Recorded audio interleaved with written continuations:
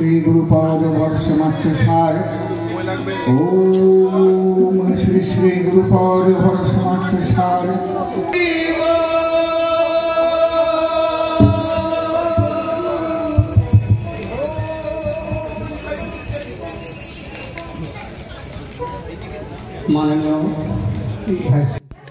आज সোমবার ছাতিমতলার উপাসনা দিয়ে পৌষ মেলার সূচনা হতে চলেছে। বিশ্বভারতী রবীন্দ্রনাথের উদ্দেশ্যে এবার পৌষ মেলার মাঠে রবীন্দ্রনাথের আর্জেন্টিনা ভ্রমণের শতবর্ষ শিক্ষক প্রদর্শনীতে দেখতে পাওয়া যাবে বহু অপ্রকাশিত তথ্য ও ছবি। আবারও একবার বলে রাখা দরকার যে শুরু হয়ে গেল বিশ্বভারতীর পৌষ উৎসব। ভোরে বৈতালিক সানাই আর সকাল হতেই ছাতিমতলার উপাসনা। চিরাচরিত প্রথা মেনেই এবার আয়োজিত হচ্ছে গুরুদেব রবীন্দ্রনাথের স্মৃতি বিজড়িত বিশ্বভারতীতে পৌষ উৎসব।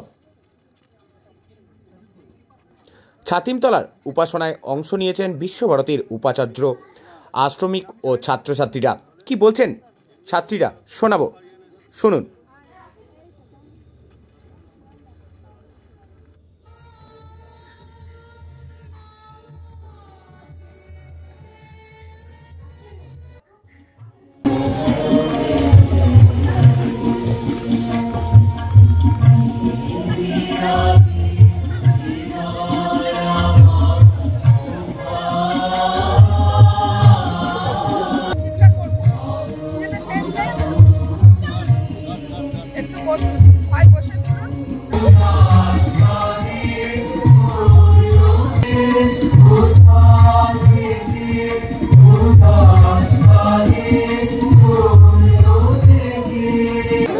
খুবই ভালো লাগছে। সকাল থেকে বৈতালিক হয়েছে 5:30টাতে, তারপরে বৈতালিকের পরে সানাই ছিল, তারপরে আবার এখন আমাদের ব্রহ্ম উপাসনা ছিল।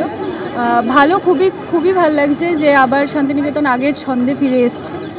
আর এই যে পৌষ মেলার যে ঐতিহ্য, আবার সেইভাবে ঐতিহ্যটা বয়ে চলবে, তো খুব ভালো লাগছে শান্তিনিকেতনের একজন আশ্রমিক হয়ে। এটা হ্যাঁ, মেলায় ঘোরা, খাওয়া দাওয়া, মজা, হুল্লোড় সব কিছুই হবে। সেখানে রয়েছেন বীরভূমের জেলা শাসক বিধান রায়, বীরভূম জেলা পরিষদের সভাধিপতি কাজল শেখ। এদিকে 4 বছর পর ফের একবার বিশ্বভারতী ও শান্তিনিকেতন ট্রাস্টের উদ্যোগে মেলার মাঠে আয়োজিত হচ্ছে পৌষ মেলা। প্রায় 1018টি স্টল থাকছে এবারের মেলায়। সরাসরি শোনাবো বীরভূম জেলা পরিষদের সভাধিপতি কাজল শেখ, তিনি কি বলছেন এই মেলা প্রসঙ্গে। পরবর্তী খবরের জন্য অবশ্যই চোখ রাখুন ডেলি নিউজ কলকাতার পর্দায়। বীরভূম বোলপুর থেকে যিশু পরামানিকের রিপোর্ট, ডেলি নিউজ কলকাতা।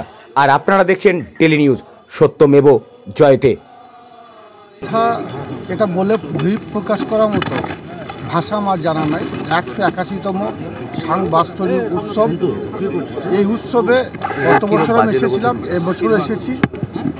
এক অন্য অনুভূতি। এখানে এসে এই অনুষ্ঠানে যোগদান না করলে এটা বোঝা যাবে না। খুবই তৃপ্তিদায়ক এবং আনন্দদায়ক, খুবই ভালো লাগছে এখানে এসে। সকাল থেকে এসে যে ব্রহ্ম উপাসনা হলো, ওখানে ওয়েট করছিলাম, বসেছিলাম এবং ওদের সঙ্গে যোগদান করেছিলাম। এবং কিছু দূর হেঁটে এসে গানের মাধ্যমে আমাদের আজকে যে উৎসবের শুভ সূচনা হলো, ওনার সঙ্গে যোগদান করার জন্য আমরা এখানে এসেছি। গত বছর এসেছিলাম, এবছর এসেছি। আমাদের ডিএম সাহেব আছেন, প্রশাসনিক কর্তা বীরভূম জেলার, এবং আমিও আছি জেলা পরিষদের কর্তা হিসাবে। আমরা এবং রাজ্য থেকে আমাদের নির্দেশ আছে যে পৌষ মেলা বা পৌষ উৎসব চলাকালীন কোনো ধরনের কোনো বিভ্রান্তি সৃষ্টি না হয়, সব দিক দিয়ে লক্ষ্য রাখার জন্য বলেছে। তাই আমাদেরকে যতবার বিশ্বভারতী কর্তৃপক্ষ আমন্ত্রণ জানিয়েছে, ততবারই আমরা এখানে এসেছি। এবং যদি মেলা চলবে, বীরভূম জেলা প্রশাসন এবং বীরভূম জেলা পরিষদ সকলে, পুলিশ প্রশাসন সকলে মিলিতভাবে সংঘবদ্ধভাবে আমাদেরকে সহযোগিতা করবে।